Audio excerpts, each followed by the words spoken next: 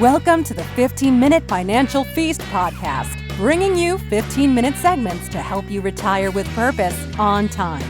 We're serving up food for thought and bread for the head. Are you hungry to learn? Here are your hosts, Mark Triplett and Triplett-Westendorf.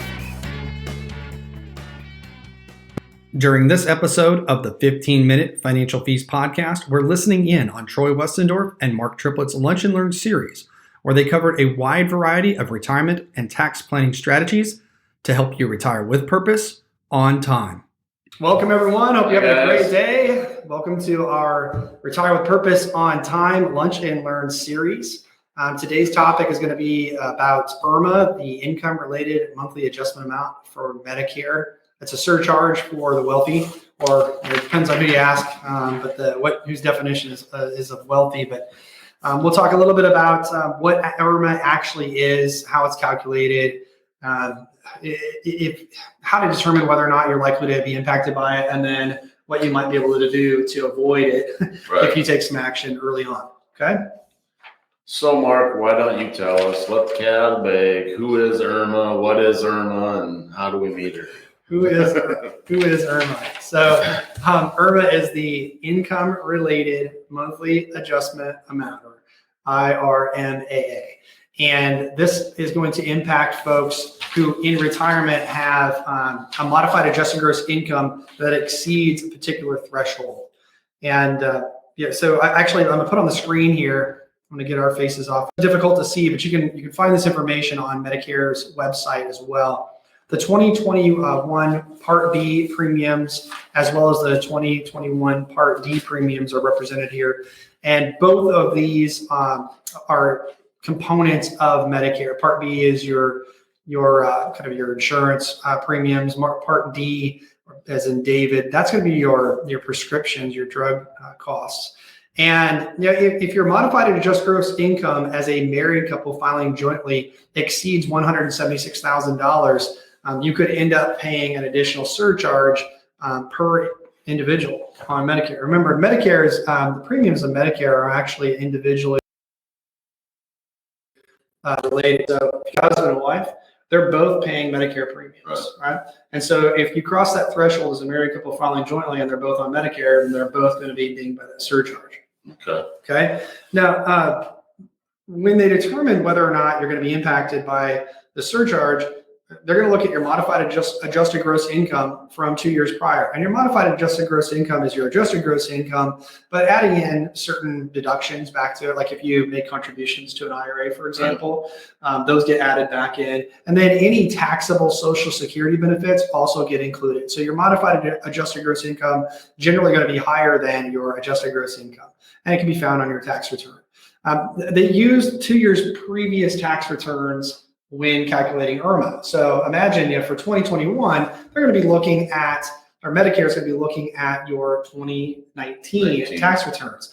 And this is where we fall into a situation often where folks making that transition from their working years to their post-working years, or transitioning into retirement, when they go off their workplace healthcare and on to Medicare, particularly those that are making decent income during their working years, they might find themselves in a situation where their modified adjusted gross income from 2 years prior exceeds the Medicare threshold, and they end up paying this surcharge as a result.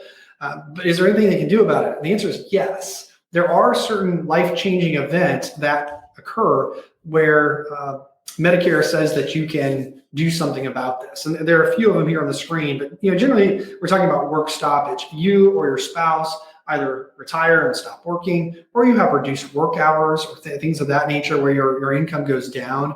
You can fill out this life-changing event form called SSA-44 and identify some of these life-changing events that would reduce your modified adjusted gross income going forward, and thus get that IRMAA either reduced or eliminated altogether. So there is something you can do about it. So we help our clients figure out, are you going to be impacted by this? Number one. Number two, are you going to have one of these life-changing events like retiring and thus your work stoppage, or maybe one spouse retires so the combined income goes down, things of that nature.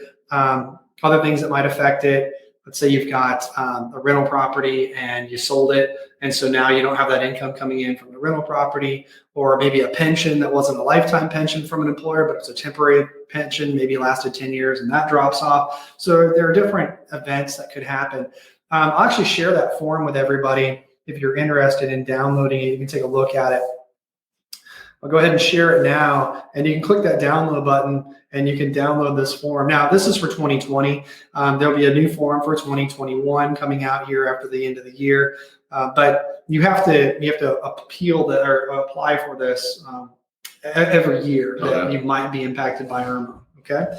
So Troy, I got a question for you. How would someone know whether or not they're likely to be impacted by IRMAA, and what would they do about that? Yeah, so what we would do is, you would have to estimate your future income in retirement with things such as taxable Social Security benefits, which some people don't often realize, but there are things such as taxable Social Security benefits. Your RMDs, so those are required minimum distributions at age 72. And I said required. The government forces us to take distributions, which seems a little odd, but they force you to take distributions at age 72, which could have an impact. Some of the time, we need those resources anyway to live off of. So sometimes we're already taken from our taxable or pre-tax dollars to live in retirement. Investment-related income, that would be one of them. And then inheritance. We were talking earlier, I think 1 out of every 3 clients that we take on as a new client at Triplett-Westendorf has an inheritance issue. They're going to be, I shouldn't say an issue, but they will be inheriting something down the road. And it's usually substantial, which can have an impact on it. And you mentioned inheritance with the passing of the Secure Act a year ago. Right.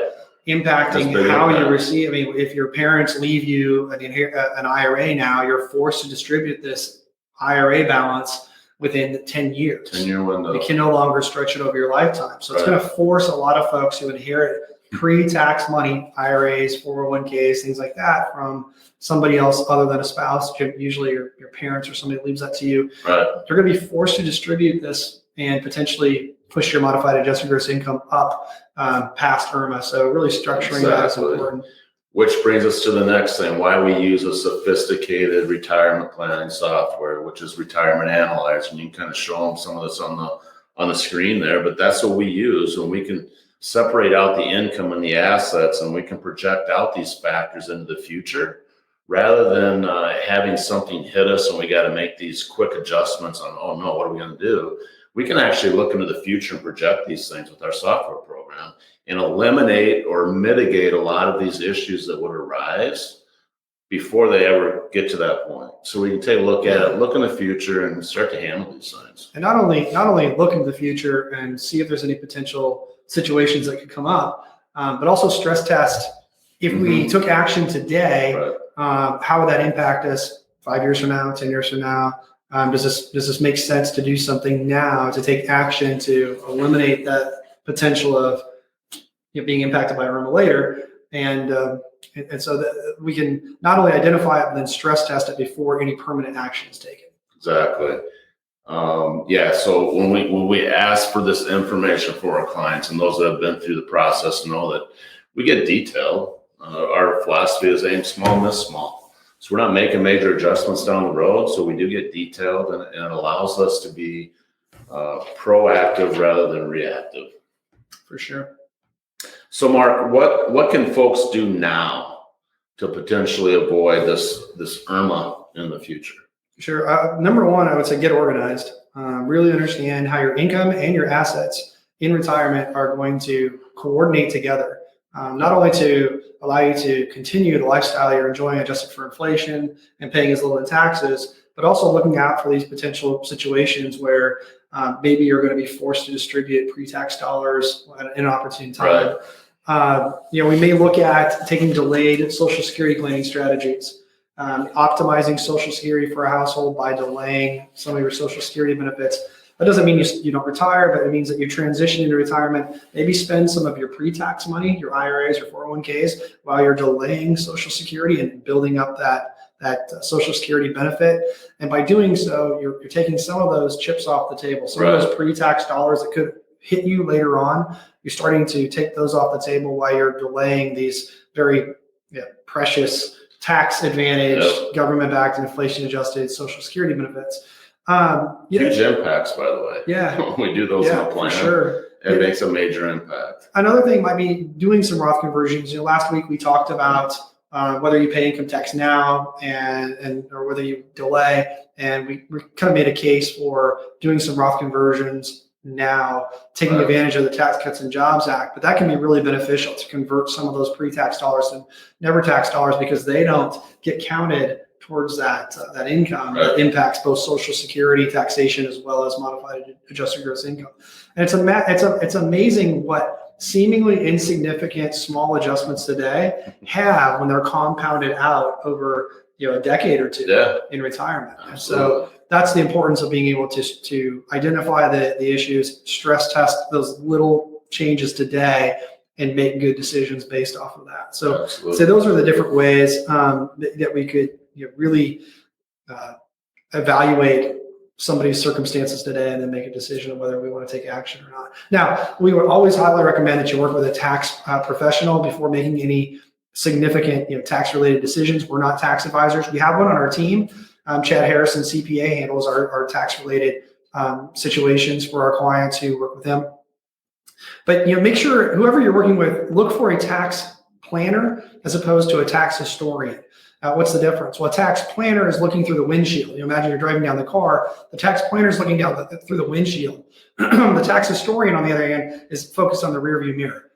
What happened last year, and how do I save you taxes from last year? The tax planner is looking miles down the road, saying, well, what's going to happen 5 years from now, 10 years from now?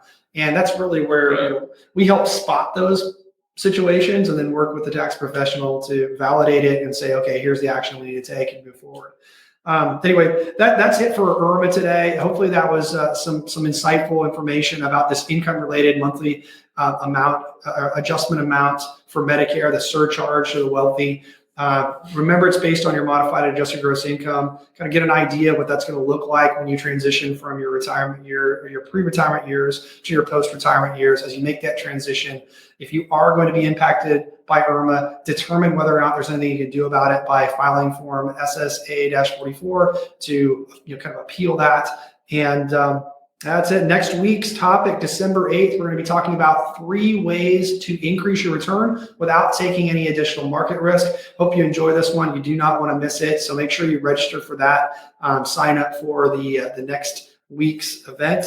And then, if you have questions about IRMAA today, you think that's going to be something that might impact you, you can actually click that button right there on your screen, schedule some time to have a discussion with one of our team members to determine whether or not this is something that you should be concerned about. And then last but not least, if you haven't had a chance to do so, go visit our new website, mypt5.com. It's mypt5.com. Check it out. We've got a great new website out there. It really highlights our philosophy of purpose and timeline. Remember, every dollar has a purpose. Every dollar has a timeline. And until next time, guys, go out, retire. Make sure you're working towards retiring with purpose on time. Thanks for joining us. See you guys.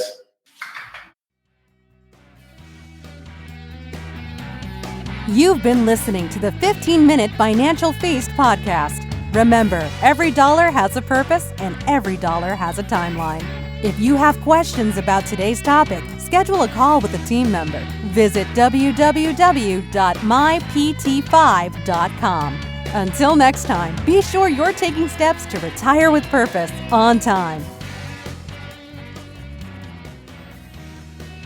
Mark Triplett is an investment advisor representative of and advisory services offered through Royal Fund Management, LLC, an SEC-registered investment advisor. Nothing contained in this program should be considered an offer to buy or sell securities. Different investments have different risks associated with them, and not all investments are appropriate for all investors.